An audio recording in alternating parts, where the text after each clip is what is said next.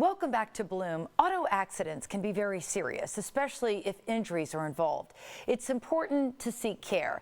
And joining us now with some helpful facts is chiropractic physician Dr. James Strubbe of Disc and Spine Care Center. Welcome to Bloom, doctor.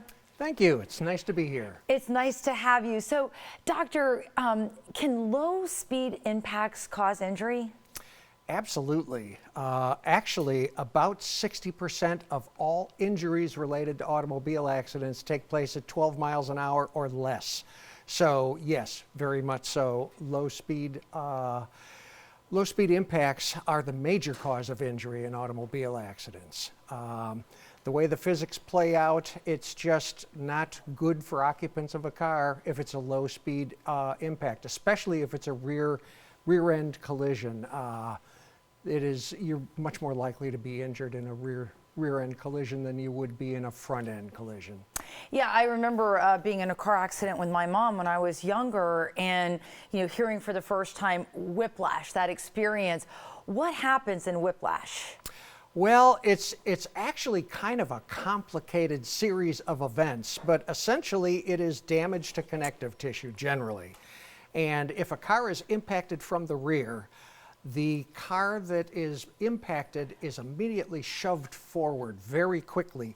The occupants of that car, a body at rest wants to stay at rest, so they are rocked backwards in their seat and their head will hyperextend over the back of the seat. That compresses and crushes things in the back of your neck. It stretches and tears things in the front of your neck. The seat is bending back as they are being pushed back. An instant later, that seat springs forward. Now they're being thrown forward very violently, stretching and tearing things in the back of their neck, compressing and crushing things in the front. So you get both. You get the negative effects of going too far backwards and too far forwards. And it happens in less than a second, about a half a second actually. Wow, I did not realize. It happens so quickly that almost everyone never remembers being thrown backwards. They sort of remember going forwards if they remember that. That's so interesting. So what do people experience when they go through whiplash? Well, it could be a host of things.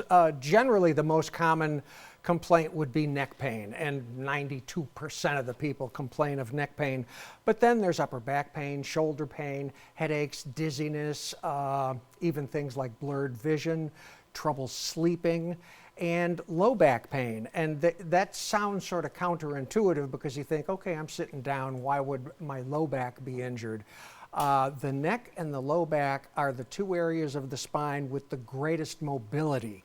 And having that mobility puts them at a little bit greater risk because of that mobility. They're able to move, and they can move too far or too fast.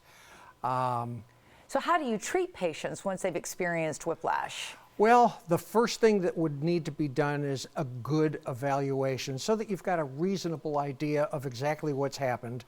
And oftentimes rest is very appropriate. Medications can be appropriate. The kinds of things that would be done in my office would be massage, gentle traction, physical therapy, home exercises. As a chiropractor, I do adjusting and manipulation. That's not the answer for everyone's problems. That would need to be determined to be a good course of action, but that would be an option. So there's a number of ways of going about treating an injury from an automobile accident.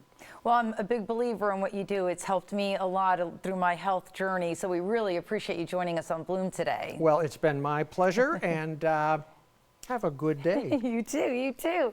And if you want to check out, the website to go to is Dr. Strubbe in Pinellas Park. You can call the Disc and Spine Care Center today for an appointment. The number is right there on your screen, 727-541-6800, or visit drjamesstrubbe.com. We will be back with more Bloom right after this.